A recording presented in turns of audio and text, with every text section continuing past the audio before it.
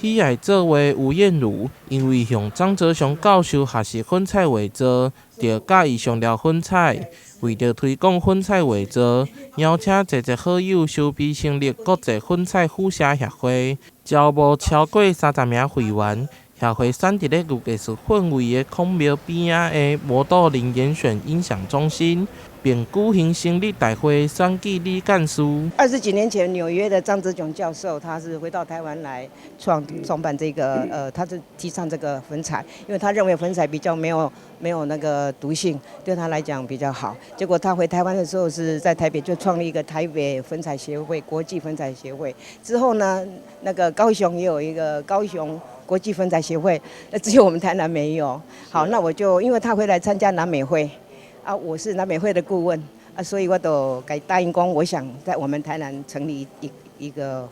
画会。结果呢，就是刘老师就是经过3年找到我，然后就成立了我们台南国际粉彩协会。可是内政部呢，并不答应给我们台南2个字，所以那个就变成这个国际府城粉彩协会。那为什么会在这个地方？是因为我觉得我们府中街这边刚好是在台湾的第一面孔子庙，孔子庙台湾唯一的在台南的府城的第一街，我们的第一街，所以我非常非常的感谢，这个就是一个地标。今天来参加粉彩学会的第1次的大会哈，然后我看到这张创作的时候，它是一个吴燕如吴小姐她的创作，我看到非常惊艳哈。因为我的直观来讲哈，这是一个非常色彩非常丰富，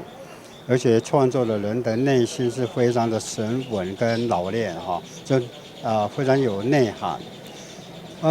看起来又像大自然哈，那看起来的话就好像一个很多的舞者，然后在一个非常开心的跳跃或者舞蹈感觉非常热闹，但是它好像不是那么的一个，看起来就是一个让人赏心悦目的一件作品。这件作品我个人非常喜欢。在摩多我的朋友的这个地方成立了一个粉彩大会哈，我个人非常的惊喜了哈。那府城是充满着它是一个文化古都。所以呢，在这个孔子庙的对面然后这个这么有文化的地方，又历史悠久的地方来成立这个大会我认为这非常的有意义。即天所有的会员自治做伙，有侪艺术界贵宾嘛拢到场，相当热烈。其中上少年的会员只有11岁。吴燕如嘛欢迎有更较侪粉彩画作喜爱者加入协会，共同来推动粉彩画作。台南新闻杨顺怀采访报道。